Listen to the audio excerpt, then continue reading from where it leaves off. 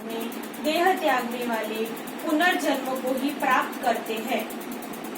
यह नियम है कि जब कभी दृष्टा साक्षी आत्म भाव में स्थित देह त्यागने वाला ज्ञानी मुक्ति को ही प्राप्त होता है।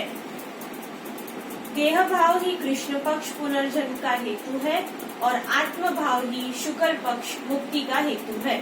तो यहाँ पर भगवान स्पष्ट बता रहे हैं कि जो व्यक्ति देह भाव में त्याग करता है शरीर का, उसको पुनर्जन्म लेना पड़ता है, और जो आत्म भाव में देह त्याग करता है उसको पुनर्जन्म नहीं लेना पड़ता है। वो शुक्ल पक्ष कहलाता है। जो आत्म भाव है वो शुक्ल पक्ष, क्योंकि उज्जवल शुद्ध अति पवित्र है, और ये देह भाव मलिन है, अति गंदा है। तो यह काल रूप, काले रूप या अंधेरी रात्रि के रूप में, कृष्ण पक्ष के रूप में।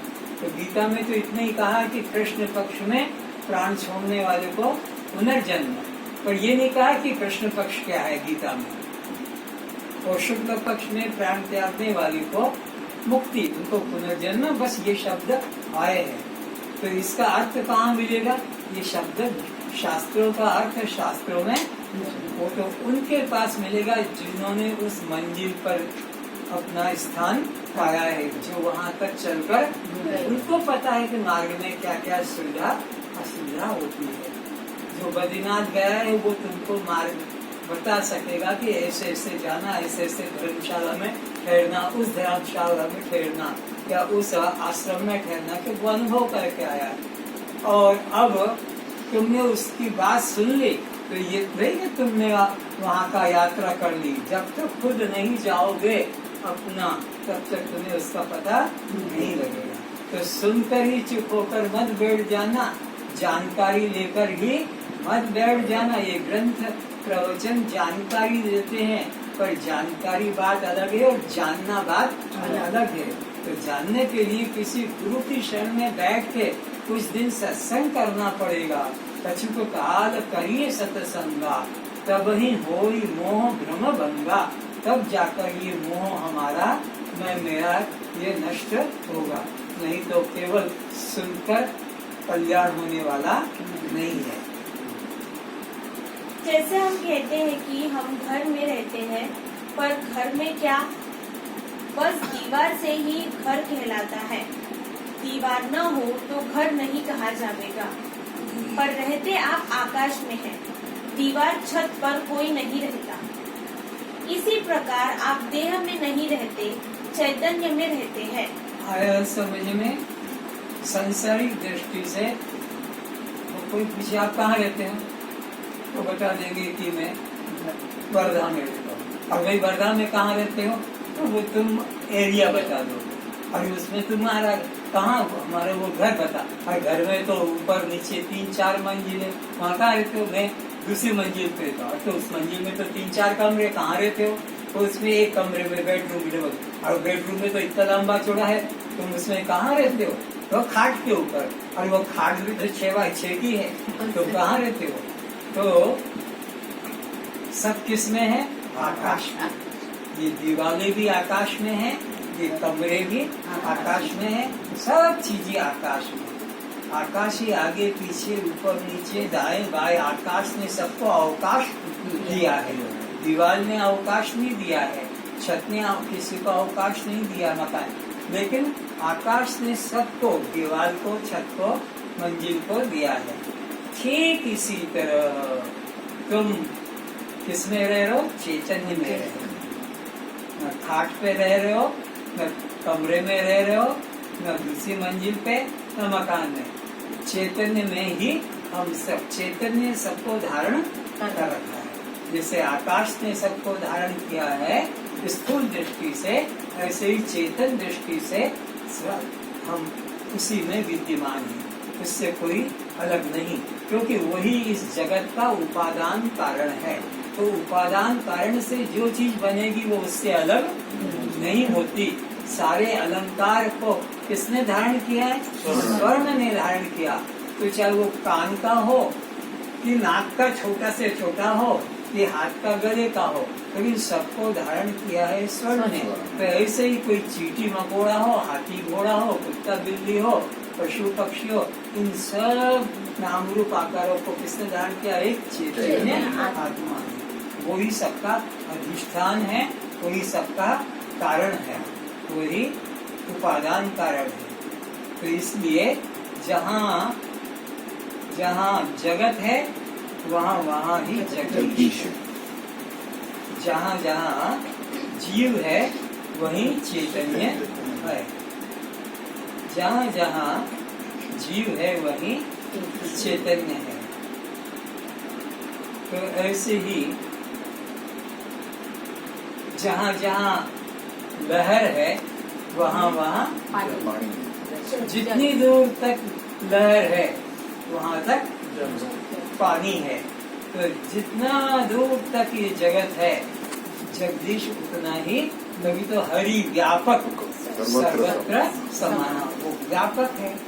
तो उससे अलग कोई सृष्टि, सारी सृष्टि में वही तो समुद्र बना है, वही सूरज बना है, वही चंद्रमा बना है, वही जल और पवन बना है, वही पृथ्वी और अन्न बना है, और वही ये 84 लाख योनियों में विद्यमान है। उससे भिन्न यहाँ कुछ भी है नहीं। और जो मानते हैं वो बार बार इस सृष्टि चक्र में दुख पाते हैं। देह तो मिट्टी की दीवार जैसा है, वह कभी भी गिर जाएगा, फिर किसमें रहने का अहंकार करोगे? एक दिन युधिष्ठिर ने कोर्ट में जैसे मजिस्ट्रेट बैठता है, फैसला करता है, तो वो मजिस्ट्रेट की तरह युधिष्ठिर बैठे हुए थे और उनके भाई भी थे भीम वगैरह। तो कहा अब आज सभा यहीं समाप्त कर देते, इसका फैसला कल करेंगे। ये बोलते ही वो भीम उछलकर नाचने लगा। तो बोले क्या बात है, अरे हमारे वो खुशी, हमारे भैया, हमारे भाई है ना युधिष्ठिर बड़ा, तो बोले हमारे भाई की यमराज से दोस्ती है। कैसे? और इन्होंने बोला कि कल करेंगे फैसला, तो इनको भरोसा है कि कल तक ये मौत का तो एक क्षण का भरोसा नहीं है। और ये बोलते कि अब ये रहने तो आज इतना ही, इसका फैसला कल करेंगे ना, काल करे सो और आज करे सो अब। क्यों? पल में प्रलय होएगा। ये गई बाहर, फिर क्या पता लौट के आए नहीं। इसलिए पल में प्रलय होगा, फिर करेगा तब। इसलिए एक घड़ी, आधी घड़ी, आधी में पुनियाद। अगर तुम कहते हैं 40 मिनट नहीं कर पाते हो, तो चलो 20 मिनट करो ध्यान, प्रार्थना, एक घड़ी, आधी घड़ी। और 20 मिनट भी नहीं करते हो तो फिर 10 मिनट भी करो, पर करो जरूर। नियम बना लो, तोड़ो मत। नियम वाला व्यक्ति आगे बढ़ेगा, और जो प्रमोद का आलस करेगा, प्रमाद करेगा, आज नहीं कल कर लेंगे, फिर कल करेगा, परसों कर लेंगे, करते करते बात वो छूट जाती है, आलस आ जाता है। ये प्रमाद ही मृत्यु है। ज्ञानियों के लिए प्रमाद मृत्यु है, क्योंकि प्रमाद आलस में जोड़ता है और आलस से अपने लक्ष्य से वंचित कर देता है। तो नियम बनाओ, तो एक घड़ी, आधी घड़ी, 40 मिनट नहीं तो 20 मिनट, 20 मिनट तो 10 मिनट, अरे 10 मिनट भी नहीं तो फिर भी उसमें भी आधा कर लो, 5 मिनट। एक घड़ी, आधी में पुनियाद। तुलसी संगत साधु की हरे कोटि अवतार। संत की, सदगुरु की संगति अगर इतनी भी थोड़ी मिल जाए तो कोटि कोटि जन्मों के हमारे कलम कहो, पाप कहो, नष्ट कर देता है। इसलिए इसका कभी त्याग नहीं करना चाहिए। ये तुम्हारी गंगा जो तुम्हारे इसी शरीर के कहते हैं पाप को धो डालती है, लेकिन ये जो ज्ञान रूपी गंगा जिसमें डुबकी लगा रहे हो, ये तो अनंत अनंत जन्मों के पापों को धोकर तुम्हें शुद्ध बना देती। गंगा तो एक ही जीवन के, एक शरीर के पाप को धोती है, पर ये जो ज्ञान रूपी गंगा है ये तो तुम्हारे अनंत जन्मों के पापों को जलाती है। इस संग भ्रांति को मिटाओ और अपने को नित्य, निरंतर भीतर बाहर रहने वाले ब्रह्म ही जानो।